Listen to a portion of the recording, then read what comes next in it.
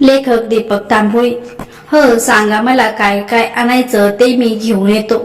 बापूसाहेब तयार होऊन सरलाताईंना म्हणाले, अहो तुम्ही राहून द्या, वसंताला पाठवते मी. आम्हाला तरी कोणतं काम आहे, द्या ती लिस्ट आमच्याकडे. वसंताला घेऊन तरी जा सोबत.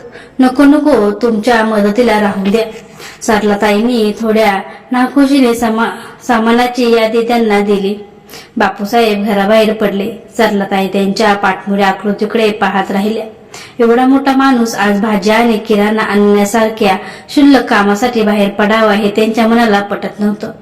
आज दसऱ्यानिमित्त ड्रायव्हरला सुट्टी दिली असल्याने बापूसाहेबांनी स्वतःच गाडी काढली आणि ते बाजाराकडे निघाले.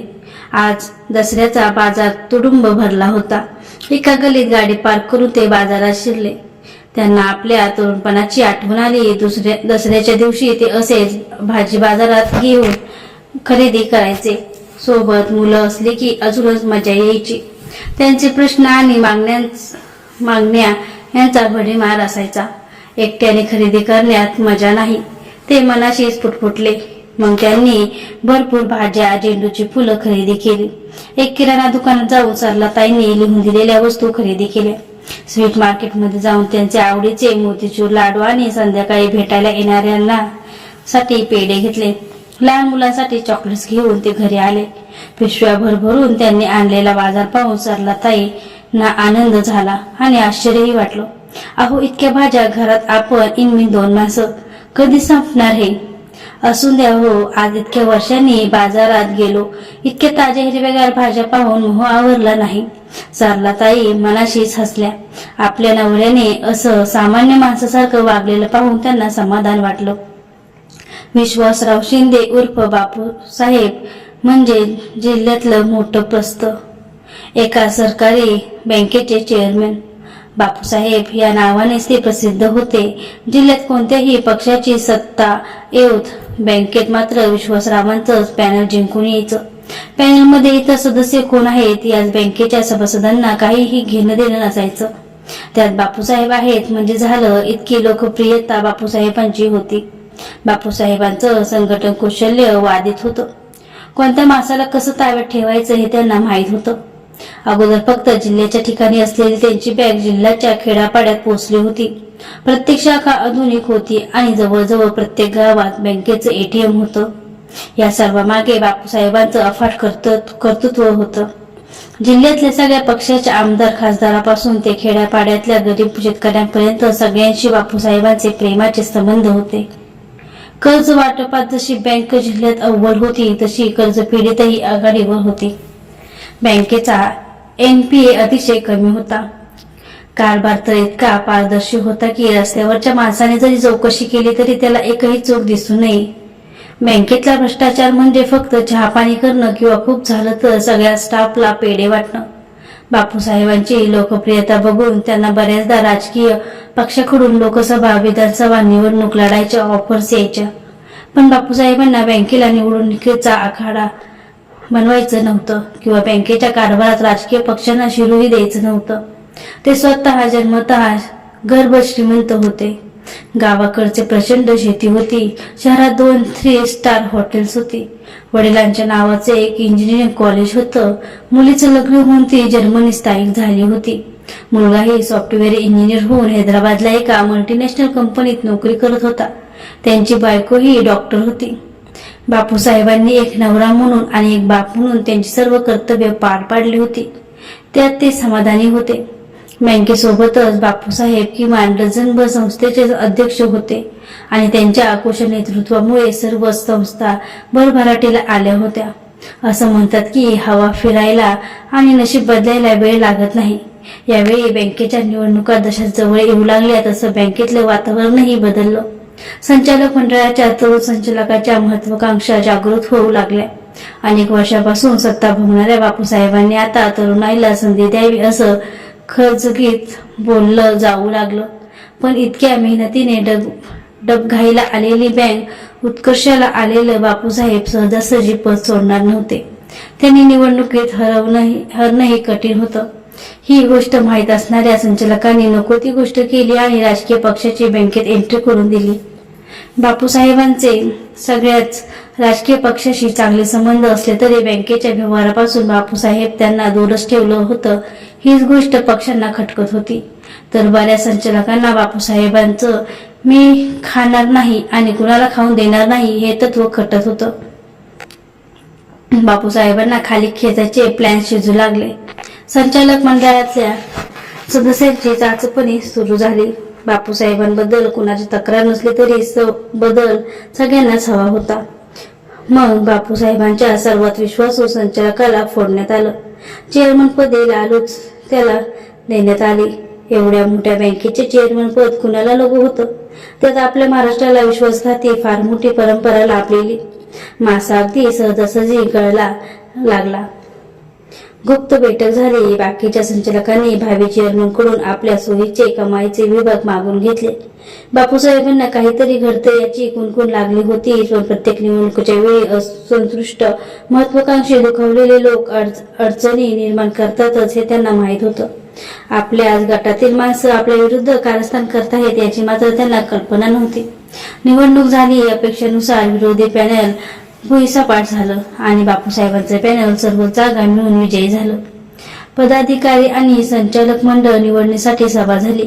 सभेच्या सुरुवातीलाच ठरल्यानुसार बहुतेक जणांनी आता वयस्कर सदस्यांनी थांबावं आणि तरुण रक्ताला संधी द्यावी असा सूर आवळायला सुरुवात केली. सगळ्या पदासाठी निवड झाल्यावर चेअरमन पदासाठी उत्सुक असणाऱ्या 4 जणांची नावं घेण्यात आली. ही बँकेची पद्धतच होती. त्यात हरकत घेण्यासारखं काही नव्हतं. त्याच वेळी एक सदस्य उभा राहिला आणि म्हणाला, मला वाटतं बापूसाहेबांनी गेली 15 वर्षे या बँकेचं चेअरमन पद भूषवलं आहे आणि बँकेला फार मोठ्या उंचीवर पोहोचवलं आहे. त्यांच्याबद्दल आम्हाला नितांत आदर आहे. पण जशी मागणी होते यावेळी त्यांनी तरुण संधी द्यावी. सल्लागार म्हणून त्यांचं मार्गदर्शन आम्हाला यापुढेही मिळत राहील यात शंका नाही. मी यावेळी चेअरमन पदासाठी सुधाकर देशमुखांचं नाव सुचवू इच्छितो. बाकीच्या सदस्यांनी टाळ्या वाजवून या सूचनेचं स्वागत केलं. बापूसाहेबांना धक्का बसला. चेअरमन पदातून त्यांना वगळण्यात येईल अशी त्यांना कधीच अपेक्षाच केली नव्हती. निवडणूक अधिकारीही अचंबित झाले. बापूसाहेबा व्यतिरिक्त कुणाचं नाव पुढे येईल असं त्यांनाही वाटलं नव्हतं, कारण तसं काही घडलंच नव्हतं. ते उभे राहिले. ठीक आहे, आपण बँकेच्या नियमानुसार हात उंचावून मतदान घेऊया. मी चेअरमन पदासाठी जे उत्सुक आहे त्यांची नाव एक एक करून घेतो. बापूसाहेबांनाच सर्वाधिक मतदान होईल अशी त्यांना आणि बापूसाहेबांनाही अपेक्षा होती. पण अगोदरच ठरल्याप्रमाणे सगळ्यात जास्त हात सुधाकर देशमुख या नावाला वर झाले आणि बापूसाहेब हरले. सभागृहात एकच जल्लोष झाला. देशमुखांना सगळ्यांनी वर उचलून घेतलं. बापूसाहेबांचा चेहरा काळा ठिक्कर पडला. सुधाकर देशमुख पुढे झाले. आपल्या भाषणात त्यांनी सर्वांचे आभार मानले. बापूसाहेबांना संचालक मंडळात राहण्याची विनंती केली. बापूसाहेबांनी ती अर्थातच नाकारली. सर्वात विश्वासू असलेल्या सुधाकर देशमुखने आपल्या पाठीत खंजीर खुपसल्याची त्यांना जाणीव झाली. विषण्ण मनाने ते घरी परतायला निघाले.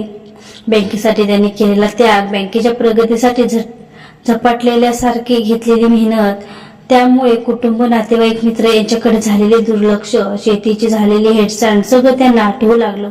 आजच्या या दंगाफटक्याने हे सगळं मातीमोल करून टाकलं होतं. विचारात कधी घर आलं ते त्यांना कळलं नाही. साहेब, घर आलं उतरताय ना? ड्रायव्हरच्या बोलण्याने ते भानावर आले.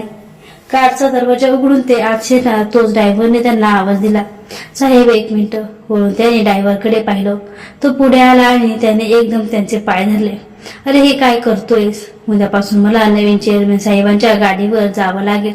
माझ्याकडून काही चुकलं बिकलं असेल तर माफ करा साहेब. आणि एकदम तो रडू लागला. काय झालं, का रडतोयस? बापूसाहेबांनी त्या तरुण ड्रायव्हरला जवळ घेतलं. साहेब, या हरामखोराने तुम्हाला कट करून बाजूला केलं. तुम्ही बँकेसाठी काय काय केले याची कदर नाही ठेवली या नालायकांनी. साहेब, आम्ही सगळे ड्रायव्हर आणि स्टाफ हे कळल्यावर खवळून गेलो आहे. तुम्हाला सांगतो साहेब, यांच्या बापाकडून ही बँक सांभाळली जाणार नाही. पहा तुम्ही 5 वर्षात याचे काय काय हाल होतात ते. बापूसाहेबांना त्यांच्या भावना कळत होत्या, किंबहुना त्या सर्व सभासदांच्या भावना होत्या. त्यांनी त्याच्या पाठीवर थोपाटलं आणि म्हणाले, बघूया, योग्य काळ ठरवेलच. ते आत गेले. उत्सुकतेने सरलताई बाहेर आल्या. आपल्या नवऱ्याचा पडलेला चेहरा पाहून त्यांनी काय ओळखायचं ते ओळखलं. त्यांचा प्रश्नार्थक चेहरा पाहून बापूसाहेबच म्हणाले, आम्ही आता चेअरमन नाही राहिलो. सुधाकर देशमुख नवीन चेअरमन झाले. बापूसाहेबांचे सर्वात विश्वासू म्हणून सरलाताई सुधाकर देशमुखांना ओळखत होत्या. त्यांनी झालेल्या दंगाफटक्याची कल्पना आली. अशा वेळी बायका उत्तेजित होतात, नको ती प्रश्न विचारून हैराण करतात. दंगाबाजी करणाऱ्या शिव्यांची लाखोळी वाहतात. पण हे सगळं करून काही साध्य होणार नाही याची सरलाताईंना जाणीव होती. त्या एवढंच म्हणाल्या, जे होणार आहे ते झालं. तुम्ही फारसं मनावर घेऊ नका. फ्रेश व्हा, आपण जेवायला बसू. त्या दिवसानंतर बँकेचा विषय मनातून काढून टाकायचा बापूसाहेब प्रयत्न करू लागले. वर्तमानपत्र येणाऱ्या बँकेच्या बातम्याही वाचणं त्यांनी सोडून दिलं होतं. बँकेव्यतिरिक्तही जीवन आहे याची त्यांना जाणीव होऊ लागली. ते अजूनही त्यांच्या कॉलेजचे अध्यक्ष होते. दुर्लक्ष झाल्यामुळे त्यांनी 2 हॉटेल्स फारशी चालत नव्हती. त्याचं नूतनीकरण आवश्यक होतं. शेती ही आजकाल बेभरवशाची झाली होती. बेरोजगारी वाढलेली असताना कामाला मजूर मिळत नव्हते. शेतीचं उत्पन्न घटलं होतं. तिकडेही लक्ष देण्याची गरज होती. बापूसाहेबांचा दिवस शेती, कॉलेज, हॉटेल्स यात संपू लागला. असं म्हणतात की नियती जेव्हा एक दार बंद करते तेव्हा दुसरी दारं उघडत असते. ही उघडलेली दारं फक्त आपल्या लक्षात यायला हवीत. बापूसाहेबांच्या ती लक्षात आली होती. बापूसाहेबांचं चेअरमन पद गेलं आणि त्यांच्या जीवावर चालणाऱ्या सामाजिक संस्थाही हळूहळू बंद पडू लागल्या. त्यांच्या समाजाची संस्था बापूसाहेबांनी मृतावस्थेतून पूर्वजित केली होती. संस्थेचे अनेक कार्यक्रम बँकेच्या प्रयोजकत्वावर चालायचे. बापूसाहेबांचं चेअरमनपद गेल्यावर बँकेने त्यांना प्रयोजकत्व देणं बंद केलं. संस्थेच्या संचालकांमध्ये दुसरीकडे प्रयोजकत्व मिळण्याची धमकी नव्हती. संस्थेचे कार्यक्रम बंद पडले. याचा ठपका संचालकांनी बापूसाहेबांवर ठेवला आणि त्यांना अध्यक्षपदावरून काढून टाकलं. एक एक संस्था हातातून जात असताना बापूसाहेब हे सगळं निर्विकार मनाने पाहत होते. वाघ जखमी झाला की त्याच्या शिकारीवर जगणारे कोल्हे वाघाची किंमत ठेवत नाहीत याचा अनुभव ते घेत होते. खोट्या मोठेपणासाठी आपणही बांबळगुंडी पोचली याचा त्यांना आता पश्चाताप होत होता. दसऱ्याच्या दिवशी संध्याकाळी बापूसाहेब प्रचंड गर्दी असायची. बँकेचे संचालक, कर्मचारी, हॉटेल, कॉलेजचा स्टाफ, सामाजिक संस्थेचे पदाधिकारी यांची नुसती रेलचल असायची. सगळ्यांना चहा कॉफी देता देता सरलाताई थकून जायच्या. रात्री 12 वाजेपर्यंत लोकांची ये जा सुरू असायची. आता मात्र लोकांच्या या समुद्राला ओहोटी लागली होती. मागच्या वर्षी तर बोटावर मोजण्या इतकीच माणसं आली होती. नाही म्हणायला जुने विश्वासू सहकारी अजूनही यायचे, पण त्यांची संख्या अतिशय कमी होती. शिवाय त्यात सातत्यही नव्हतं. काळ कुणासाठी थांबत नाही. बँक सोडून बापूसाहेबांना आता 4.5 वर्ष होत आली होती. बापूसाहेब आता चांगलेच रुळले होते.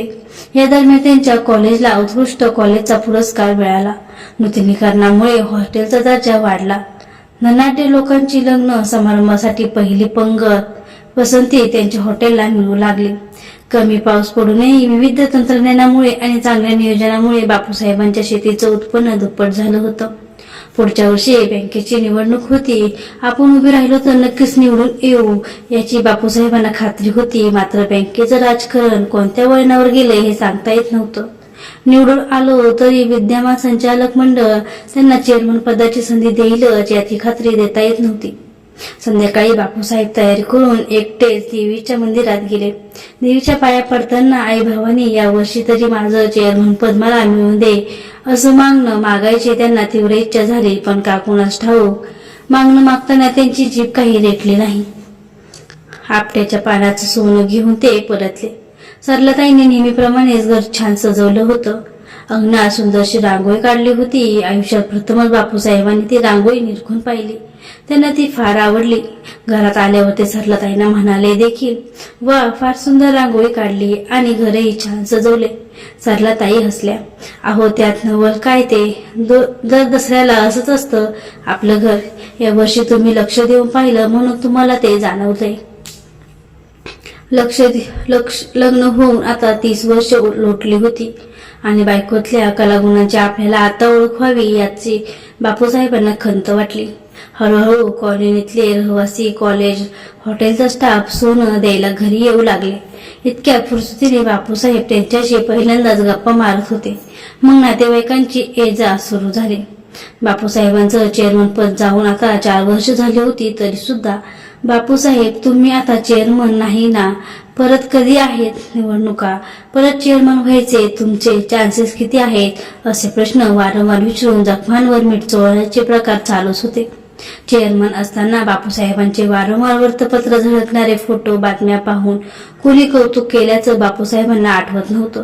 ते प्रश्न ऐकून संताप येत असताना देखील बापूसाहेब हलकसं हसून टोलवाटोलवी करत होते. तुमचं उत्तम चालू असताना कुणाला त्यात इंटरेस्ट नसतो, पण थोडंसं काही वाईट होऊन द्या, चांभार चौकशा करून उपदेशाचे डोस पाजण्यात नातेवाईकांना असुरी आनंद मिळत असतो हे त्यांना माहीत होतं. 9:30 झाले. आता कोणी येणार नाही या विचाराने सरलाताई स्वयंपाक करायला किचनमध्ये गेल्या. तेवढ्यात बाहेर 2-3 गाड्या पाठोपाठ उभ्या राहिल्याचा आणि त्यानंतर गेट उघडल्याचा आवाज आला. कोण आलं या विचारात असतानाच मंडळी आत आली. येऊ का आज बापूसाहेब? बँकेचे 2-3 संचालक आणि 10-12 अधिकारी आल्याचं पाहून बापूसाहेबांना आश्चर्य वाटलं. या बसा, असं म्हणून बापूसाहेब बसत नाही तोच एक संचालक त्यांच्यासमोर हात जोडून उभे राहिले. बापूसाहेब, माफ करा, आम्ही चुकलो. आता बँकेला संकटातून तुम्ही बाहेर काढू शकता. संकट? कसलं संकट आले बँकेवर? कमाल करता बापूसाहेब, पेपरमधल्या बातम्या नाही वाचल्या तुम्ही? दुसऱ्या संचालकाने आश्चर्याने विचारलं. नाही, गेली 4 वर्ष मी बँकेच्या बातम्याच वाचत नाही. बापूसाहेब, बँकेची स्थिती अतिशय नाजूक झाली.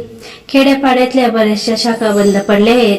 ATM मध्ये खटखटाट आहे. भ्रष्टाचार बोकाळलाय.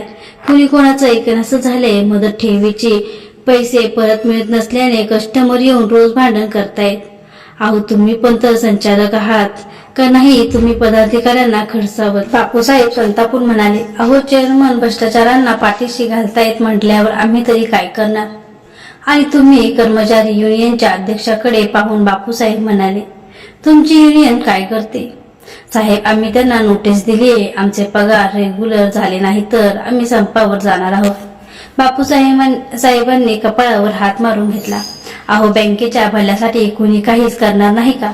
बापरे, फार भयानक आहे. बँकेची केवढी बदनामी होत असेल नाही? पण हे एवढं झालं कसं? बापूसाहेब, तुम्ही निघालात आणि बऱ्याच कस्टमरनी आपल्या ठेवी काढून घ्यायला सुरुवात केली. त्या संचालक मंडळात गटबाजी सुरू झाली. कुणी कोणताही निर्णय घ्यायला लागलं. चेअरमन साहेबांचा कुणावर वचक राहिला नाही. अधिकाऱ्यांना कुणाचे आदेश पाळायचे समजेनासे झालं. क्षणभर शांतता पसरली. थोड्या वेळाने एक जण म्हणाला, बापूसाहेब, येत्या जुलै-ऑगस्ट मध्ये निवडणुका आहेत. यावेळी तुम्ही चेअरमन होणार हे नक्की. तुमच्याशिवाय पर्याय नाही बापूसाहेब. हो बापूसाहेब, आमच्यावर दया करा आणि परत या. ठीक आहे, मला कळवत राहा. बघूया काय करता येईल ते. खूप खूप धन्यवाद बापूसाहेब. सगळे उठून बापूसाहेबांच्या पाया पडू लागले. त्यांनी निरोप देऊन बसत नाही तोच बऱ्याच संस्थेचे पदाधिकारी येऊन बसले. विषय तोच, बंद पडलेल्या किंवा निष्क्रिय झालेल्या संस्थांना सक्रिय कसं करायचं. थोड्या वेळाने त्यांच्या समाजाच्या संस्थेचे कार्यकर्ते आले. बापूसाहेबांची माफी मागून म्हणाले, बापूसाहेब, तुम्ही परत एकदा बँकेचे चेअरमॅन होणार अशी बातमी सध्या पसरली.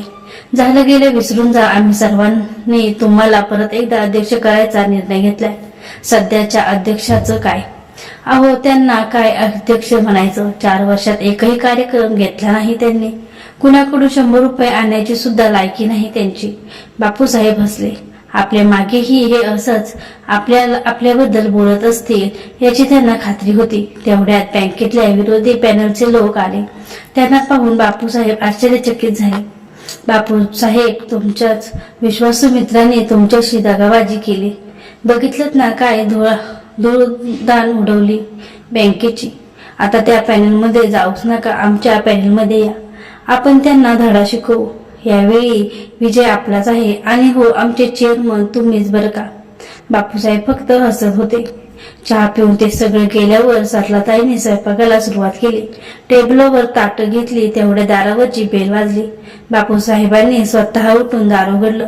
बाहेर सुधाकर देशमुख आणि 4-5 पदाधिकारी उभे होते. बापूसाहेब जोरात ओरडून देशमुखांनी बापूसाहेबांना मिठी मारली आणि ते रडू लागले. त्यांच्या खोट्या रडण्याची बापूसाहेबांना गंमत वाटली. बापूसाहेब, आमच्याकडून फार मोठा अपराध घडला. चपलांनी मारा बापूसाहेब, आम्हाला पण तुमच्यापासून दूर करू नका. नको आम्हाला ते चेअरमन पद. त्यांच्यावर खरा हक्क तुमचाच आहे बापूसाहेब. बापूसाहेबांनी सगळ्यांना बसवलं. सरलाताईंनी पाणी आणलं ते पिऊन देशमुख म्हणाले, बापूसाहेब आम्ही असं ऐकतोय की तुम्ही विरोधी पॅनलकडून निवडणूक लढवताय. बापूसाहेब सावध झाले पण तोंडावर हसू आणून म्हणाले, तसं काही नाही, त्यांच्याकडून ऑफर आली, बघूया काय निर्णय होत होते. नाही बापूसाहेब, आपल्या पूर्वीच्या मित्रांना दगा देऊ नका. आणि आम्ही म्हटलंय ना, आमचे चेअरमन तुम्हीच. करून पाहिलं आम्ही, नाही जमलं तुमच्यासारखं. हो बापूसाहेब, तुमच्यासारखं कोणीच नाही, एक पदाधिकारी मध्येच तोंड खुपसत म्हणाला. ठीक आहे, मी तयार आहे, पण संचालक मंडळात मी माझ्याच पसंतीची माणसं घेणार. चालेल. देशमुखांकडे पाहत बापूसाहेब म्हणाले. देशमुखांसह सगळ्यांचे चेहरे भकास दिसू लागले. सत्तेची हाव काही जात नाही हे बापूसाहेबांच्या लक्षात आलं. ते हसले. अहो, मी गंमत करत होतो, एवढं सिरियस होऊ नका. त्यांनी असं म्हटल्यावर प्रचंड हशा पिकला. सगळे त्यांच्या परत पाया पडून निघाले. जेवणाच्या ताटावर बसल्यावर सरलाताई म्हणाल्या, वा, आज तर मजा आली. परत एकदा चेअरमन बनणार तुम्ही, खूप खुश असाल ना? बापूसाहेब गंभीर झाले. नाही सरलाजी, आम्ही उलट आज समी लग्नाचा निर्णय घेतलाय. सिमोलग्न म्हणजे मी नाही समजले. अहो, या बँकेच्या राजकारणातून आणि समाजकारणातून निवृत्त घेऊन सामान्य माणसाचं आयुष्य जगण्याचा निर्णय घेतलाय. काय सांगताय? अहो, पण कशासाठी? आता आली ना संधी परत चेअरमन बनण्याची, ती सोडायची कशाला? सरलाताईंनी आश्चर्याने विचारलं. नाही सरलाजी, आम्हाला नाही हवंय चेअरमन, तुम्हीच विचार करा. इतिहासच काय, अगदी रामायण महाभारताच्या काळापासून अनेक मोठे मोठे राजे महाराजे आले आणि गेले. मुघल आले, ते गेले. इंग्रज या देशातून जातील असं वाटत नव्हतं, त्यांना सुद्धा जावं लागलं. अहो, ते तर होणारच. जगा शाश्वत असं काय आहे? मी तेच तर म्हणतोय, एवढ्या मोठमोठ्या सम्राटांना सत्ता सोडावी लागली. मी तर एक सहकारी, बँकेचा साधा चेअरमन. मी का सत्तेची हाव करायची? या बँकेच्या कल्याणाकरता मी रक्ताचं पाणी केलं. कुटुंब, नातेवाईक, शेती, स्वतःचं सुख याच्याकडे दुर्लक्ष केलं. तुम्ही समजदार आणि खमक्या होत्या म्हणून सगळे नातेसंबंध टिकून राहिले. मुलं चांगल्या मार्गाला लागली. एवढं सगळं करून शेवटी मला काय मिळालं? जरा कुठे बँकेचे चांगले दिवस आले होते तर या नालायकांनी लोकांनी सत्ता माझ्या हातातून हिसकावून घेतली आणि खड्ड्यासारखं मला बाहेर फेकलं. आज त्यांची अवस्था वाईट आहे तर माझे पाय धरतायत. जगरहाटी अशीच असते बापूसाहेब. सत्ता आली की शिरजोर व्हायचं, सत्ता गेली की लाचारी दाखवायची. मला विटाला या स्वार्थी लोकांच्या टोळ्यांचा. पण मग हा तुमचा उलट प्रवास होईल, शिखराकडून पायथ्याकडे. शिखरावर कोण टिकून राहिलं आजपर्यंत सरलाजी? मोठमोठे अभिनेते, खेळाडू, 5 वर्षापूर्वीचे पंतप्रधान, राष्ट्रपती, सगळ्यांना याच अनुभवातून जावं लागतं. पण म्हणून कोणी हाती येणारी संधी किंवा सत्ता सोडून देत नाही. मान्य, पण खुर्चीला किती चिकटून राहायचं? गात्र थकलेली असतानाही तिच्यावर बसून राहायचं की धडधडीत असताना तिला रामराम ठोकायचा हे आपणच ठरवायचं असतं. 15 वर्षात आपण बँकेचा 1 रुपया कधी घरी आणला नाही. ती 15 वर्ष आम्ही बँकेला वाहून टाकली. वैयक्तिक सुख, आनंद याकडे लक्ष दिलं नाही. मागचे 4 वर्ष आम्ही विस्कटलेली घडी नीट बसवण्यात घालवली. आता ती घडी आम्हाला बिघडून द्यायची नाही. आता आम्हाला वीट आला या स्वार्थी साधू राजकारणाचा. आम्ही चेअरमन नाही झालो तरी काय होईल? विरोधी पॅनल सत्तेवर येईल, त्याने ही बँकेला सांभाळलं नाही तर बँकेला टाळ लागेल. समजा आमचं काही बरं वाईट झालं असतं तर यांनी काय केलं असतं? एक अजून लक्षात घ्या सरलाजी, या जगात कुणाचं कुणा वाचून अडत नाही. बँकेचंही होईल सगळं व्यवस्थित. सरलाताई निशब्द झाल्या. बापूसाहेबांच्या विचारात तथ्य होतं. पण मग तुम्ही ठरवलं तरी काय? खड्ड्यात गेली ती बँक आणि खड्ड्यात गेल्या त्या संस्था. मला आता सामान्य माणसाचं आयुष्य जगायचंय. आज मी बाजारात गेलो होतो, खूप आवडलं मला तसं जगणं. खूप वर्षात आपण सहलीला गेलो नाहीये. परदेशात जायची तुमची इच्छा आहे ना? चला आपल्या मुलीकडे जर्मनीत जाऊ. तिच्या बाळांना बघून बरेच दिवस झालेत. तिथून संपूर्ण युरोप बघून येऊ. आपले चिरंजीव काय म्हणतायत? लावा बरं त्यांना फोन. मला आपल्या नातीशी बोलायचे. अहो, आता रात्रीचे 11 वाजले, झोपली असेल ती. असून द्या, मुलगा सुनबाईशी बोलून घेऊ. सरलाताईने मुलाला फोन लावला. मुलाशी बोलून त्या सुनेशी बोलल्या आणि एकदम ओरडून बापूसाहेबांना म्हणाल्या, अहो, आनंदाची बातमी आहे, सुनबाई गरोदर आहेत. काय सांगता काय? द्या फोन आम्हाला.